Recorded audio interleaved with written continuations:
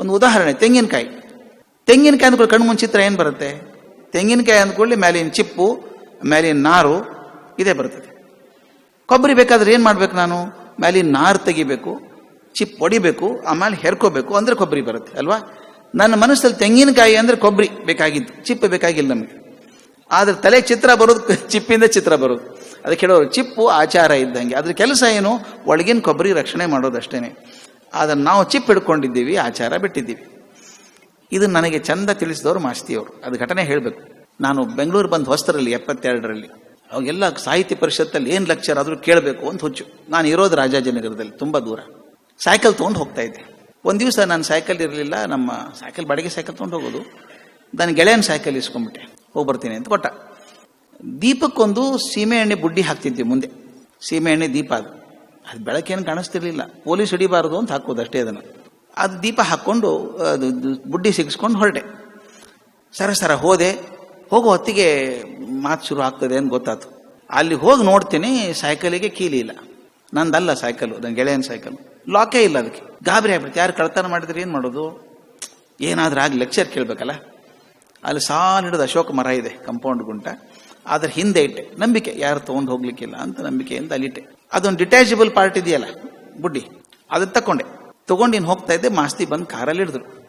ನಾನು ನೋಡಿದ್ರು, ಮೇಷ್ಟ್ರೇ ಬುಡ್ಡಿ ಹುಷಾರು, ಸೈಕಲ್ ಹೋದ್ರೆ ಹೋಗ್ಲಿ ಅಂದ್ರು. ನಾನು ಯಾಕೆ ಹಂಗೆ ಹೇಳಿದ್? ಯಾಕೆ ಸರ್ ಅಂದೆ. ಲಾಭಲ್ಲ, ಲೆಕ್ಚರ್ ಆದ್ಮೇಲೆ ಅಂದ್ರು. ಅವ್ರ ಅಷ್ಟು ಹೇಳಿಬಿಟ್ರು.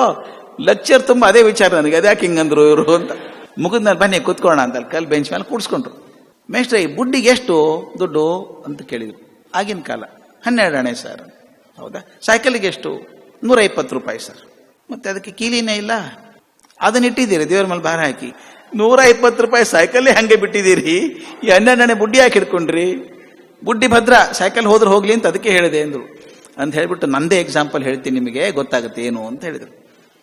ಅವರು ರೆವಿನ್ಯೂ ಕಮಿಷನರ್ ಆಗಿದ್ರು ಮೈಸೂರು ಮಹಾರಾಜರ ಕಾಲದಲ್ಲಿ.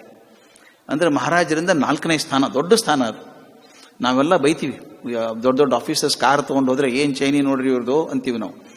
ಆಗಿನ ಕಾಲದಲ್ಲಿ ನೋಡ್ಬೇಕು, ಮಾಸ್ತಿಗೋಸ್ಕರ ಒಂದು ಟ್ರೈನ್ ಹೋಗ್ತಾ ಇತ್ತು. ಬೆಂಗಳೂರಿಂದ ಮೈಸೂರಿಗೆ ಒಂದು ಟ್ರೈನ್ ಹೋಗೋದಂತ, 3 ಕಂಪಾರ್ಟ್ಮೆಂಟ್ ಟ್ರೈನ್. ಇವ್ರಿಗೋಸ್ಕರ ಹೋಗೋದು 5-6 ತಾಸು ಹೋಗೋದು. ಅದು ಟ್ರೈನೇ ಹಂಗಿತ್ತು. ಅದು 3 ಕಂಪಾರ್ಟ್ಮೆಂಟ್. ಮುಂದಿನ ಕಂಪಾರ್ಟ್ಮೆಂಟ್ ಅಲ್ಲಿ ಆಫೀಸರ್ಸ್ ಕೂತ್ಕೊಳ್ಳೋದು, ಅವ್ರ ಫೈಲ್ ಇಟ್ಕೊಂಡು ಕೂತ್ಕೊಳ್ಳೋದು. ಹಿಂದಿನ ಕಂಪಾರ್ಟ್ಮೆಂಟ್ ಅಲ್ಲಿ ಮಾಸ್ತಿ ಅವ್ರ ಪರಿವಾರ. ನಡುವಿನ ಕಂಪಾರ್ಟ್ಮೆಂಟ್ ದಿವಾನಿ ಆಮ್, ಅದಕ್ಕೂ ಚರ್ಚೆ ಮಾಡೋದು, ಫೈಲ್ ಕ್ಲಿಯರ್ ಮಾಡೋದು, ಅಲ್ಲಿ ಮಾಡೋದು. ಒಂದ್ಸಲ ಹಿಂಗೆ ಹೋಗ್ತಿರ್ಬೇಕಾದ್ರೆ ಮೈಸೂರಿಗೆ ಮಾಸ್ತಿಯವರು ಗುರುಗಳು ಬಂದ್ರಂತೆ. ಅವ್ರು ಭಾರಿ ಅಯ್ಯಂಗಾರು ಗುರುಗಳು ಬಂದ್ಬಿಟ್ಟಿದ್ದಾರೆ, ಭಾರಿ ಮಡಿ ಮನುಷ್ಯ ಕೂತ್ಕೊಂಡಿದ್ದಾರೆ. ಮಾಸ್ತಿ ಜೊತೆಗೆ ಮಾತಾಡಿದ್ರೆ ಟೈಮ್ ಹೋದಿದ್ದೇ ಗೊತ್ತಾಗಲ್ಲ. ಮದ್ದೂರು ತೆಂಗಿನ ತೋಟದ ನಡುವೆ ಹೋಗ್ತಾರೆ ಟ್ರೈನ್. ಮಾಸ್ತಿ ಕೇಳಿದಂತೆ, ಎಳ್ನೀರು ತಗೋತೀರಾ ಸ್ವಾಮಿ? ಆಗ್ಬಹುದು ಅಂದ್ರು. ಟ್ರೈನ್ ನಿಂತ್ಕೊಂಡ್ರು. ಒಂದು 5-6 ಜನ ಸೇವಕರು ಪಟ ಹಾರ್ಕೊಂಡ್ರು. ಮರ ಹತ್ತಿ ಒಳ್ಳೊಳ್ಳೆ ಕಾಯಿ ತಗೊಂಡ್ಬಂದ್ರು. ಅದನ್ನ ಚೆನ್ನಾಗಿ ಕತ್ತರಿಸಿ ಮಾಸ್ತಿ ಒಯ್ದು ಗುರುಗಳಿಗೆ ಕೊಟ್ಟು, ತಗೊಳ್ಳಿ ಚೆನ್ನಾಗಿದೆ ಅಂತ. ಹಂಗೆ ಕುಡಿಬಾರ್ದಪ್ಪ ಮಾಸ್ತಿ, ಬೆಳ್ಳಿ ಲೋಟದಲ್ಲಿ ಹಾಕೊಂಡು ಕುಡಿಬೇಕು ಅಂದ್ರಂತವ್ರು. ಅಲ್ಲ ಸ್ವಾಮಿ, ನಿಸರ್ಗ ಶುದ್ಧವಾಗಿದೆ, ಇದು ಬೆಳ್ಳಿ ಲೋಟ ಯಾಕೆ? ನಿನಗೆ ಗೊತ್ತಾಗಲ್ಲ, ಧರ್ಮನೇ ಗೊತ್ತಾಗಲ್ಲ ನಿನಗೆ. ಆಫೀಸರ್ ಆಗಿಬಿಟ್ಟಿದಿ, ಬೆಳ್ಳಿ ಲೋಟದಲ್ಲೇ ಕುಡಿಬೇಕು. ಆಯ್ತು, ಹಾಗೆ ಒಂದು ಬೆಳ್ಳಿ ಲೋಟ ತರಿಸಿದ್ರು. ಈ ಪುರೋಹಿತರು ಎಡಗೆಯಲ್ಲಿ ಚಿಪ್ ಹಿಡ್ಕೊಂಡಿದ್ದಾರೆ. ಬೇಕಾದಷ್ಟು ಅವ್ರು ಸ್ವಲ್ಪ ಗ್ಲಾಸಿಗೆ ಹಾಕೊಂಡು ಕುಡಿತಾ ಇದ್ರು ಬೆಳ್ಳಿ ಲೋಟಕ್ಕೆ. ಅದು ಕುಡಿಯೋದು ಮುಗಿದ ತಕ್ಷಣ ಮಾತಿನ ಭರಾಟೆಯಲ್ಲಿ ಪುರೋಹಿತರು ಚಿಪ್ ಹೊರಗೆ ಹೋಗೋ ಬದಲು ಬೆಳ್ಳಿ ಲೋಟ ಹೊರಗೆ ಹೋಗಿದ್ಬಿಟ್ರು. ಒಗದೊಂದು ನಿಮಿಷಕ್ಕೆ ನೆನಪಾಯ್ತು, ಮಾಸ್ತಿ ಟ್ರೈನ್ ನಿಲ್ಸ್ರಿ, ಬೆಳ್ಳಿ ಲೋಟ ಹೊರಗೆ ಹೋಗಿದ್ಬಿಟ್ಟಿದ್ದೀನಿ ಅಂದ್ರು. ಅದು ಹೋದ್ರೆ ಹೋಗ್ಲಿ, ಚಿಪ್ ಭದ್ರ ಅಂತೀವ್ರು. ನನಗೆ ಹೇಳಿದ್ರು, ನೋಡಿ ಪುರೋಹಿತರು, ಧರ್ಮ ಏನ್ ಹೇಳುತ್ತೆ, ಎಷ್ಟು ಸಾಧ್ಯ ಇದೆಯೋ ಶುದ್ಧವಾಗಿಟ್ಕೊಳ್ಳಿ ಅಂತ ಹೇಳುತ್ತೆ. ನಿಸರ್ಗಕ್ಕಿಂತ ಶುದ್ಧವಾಗಿರೋ ಸಿಗತ್ತಾ? ಅದೆಲ್ಲೋ ಕಲ್ತು ಬಿಟ್ಟಿದ್ದಾರೆ. ಕುಡಿಬೇಕಾದ್ರೆ ಬೆಳ್ಳಿ ಲೋಟದಲ್ಲಿ ಕುಡಿಬೇಕು ಅಂತ ಕಲ್ತಿದ್ದಾರೆ. ಇದು ಆಚಾರ. ಇದು ನಿಮ್ಗೆ ಗೊತ್ತಿದೆ, ಕೇರಳದಲ್ಲಿ ಒಂದು ಆನೆ ಸತ್ತೋಯ್ತು. ನಾಮ ಉದ್ದ ಹಾಕಬೇಕು ಅಡ್ಡ ಹಾಕಬೇಕು ಅಂತ ಜಗಳದಲ್ಲಿ. ಅದು ಮುಖ್ಯ ಅಲ್ಲ. ಆಚಾರ ಇರೋದು ಧರ್ಮದ ರಕ್ಷಣೆ ಮಾಡೋದಕ್ಕೆ. ಅದಕ್ಕೆ ಹೇಳ್ತಾರೆ, ಮುಖ್ಯವಾಗಿ ನಾವು ಮಾಡುವಾಗ, ಯಾವುದೇ ಕ್ರಿಯೆ ಮಾಡುವಾಗ ಅದರ ತತ್ವವನ್ನು ಮರಿಬಾರ್ದು. ಈ ಬ್ರಾಹ್ಮಣರಲ್ಲಿ ಊಟ ಮಾಡುವಾಗ ಹಿಂಗೆ ನೀರು ಹಾಕಿ ಚಿತ್ರಾವತಿ ಅಂತ ಇಡ್ತಾರೆ, 2 ತುತ್ತು ಇಡ್ತಾರೆ ಹೊರಗಡೆ. ವೇಸ್ಟ್ ಆಫ್ ಫುಡ್ ಅದು. 2 ತುತ್ತು ಯಾಕೆ ಹಾಕ್ತೀರಿ? ತತ್ವ ಹೇಳ್ಕೊಡ್ಬೇಕು ನಾವು ಅವರಿಗೆ. ತತ್ವ ಏನು ಅಂದ್ರೆ, ಮೊದಲಿನ ಕಾಲದಲ್ಲಿ ಡೈನಿಂಗ್ ಟೇಬಲ್ ಇರಲಿಲ್ಲಪ್ಪ ಮಹಾರಾಯ. ನೆಲದ ಮೇಲೆ ಕೂತ್ಕೊಳ್ಳೋರು ಎಲೆಯಲ್ಲಿ ಊಟ ಮಾಡಬೇಕು, ಮುತ್ತಗದ ಎಲೆನೋ ಬಾಳೆದೆಲೆನೋ ಊಟ ಮಾಡಬೇಕು.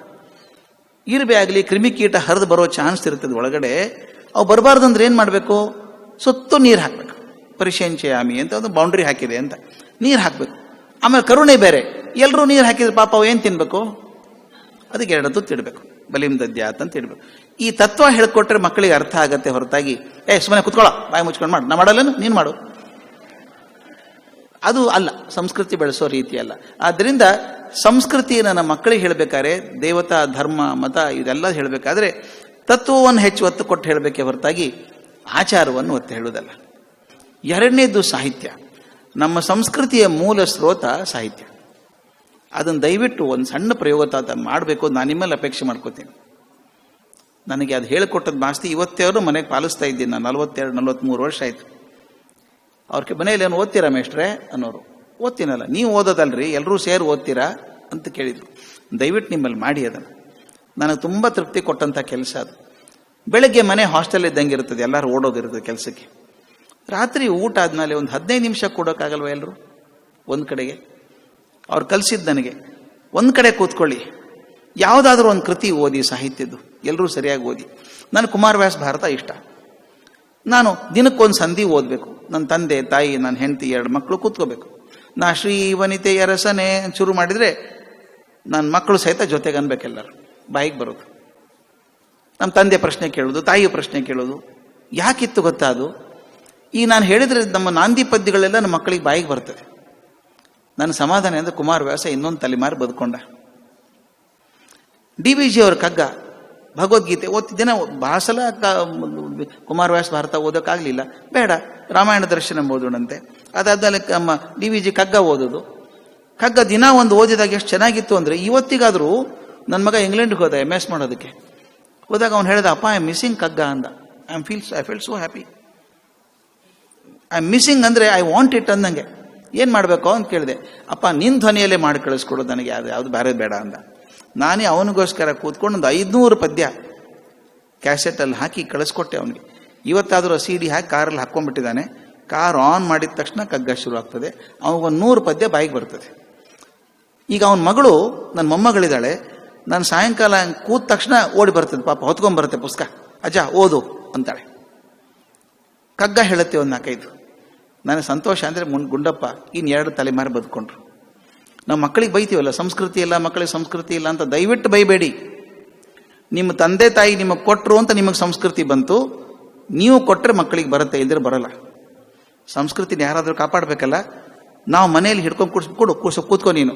ನಿಮ್ಗೆ ನೆನಪಿದೆಯಾ, ಈಗ ನಾವು ಇಲ್ಲಿ ದೇವಸ್ಥಾನ ಸ್ವಲ್ಪ ಇದ್ದಾವೆ.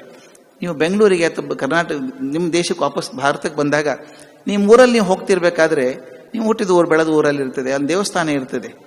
ನೀವು ಡ್ರೈವಿಂಗ್ ಮಾಡಬೇಕಾದ್ರೆ ಏನು ಮಾಡ್ತೀರಿ ನೋಡಿದ್ದೀರಾ ನೀವು? ನಿಮ್ಗೆ ಗೊತ್ತಿಲ್ದಂಗೆ ಹಿಂಗೆ ಮಾಡೋದಲ್ಲಿ ಅಲ್ಲ. ಯಾಕೆ? ಬಾಲ್ಯದಲ್ಲಿ ಮಾಡಿ ಮಾಡಿ ಮಾಡಿ ಅಭ್ಯಾಸ ಆದದ್ದು. ಚಿಕ್ಕಂದಿನ ವಿದ್ಯೆ ಚೂಡಾರತ್ನ ಅಂತ ಹೇಳೋದು.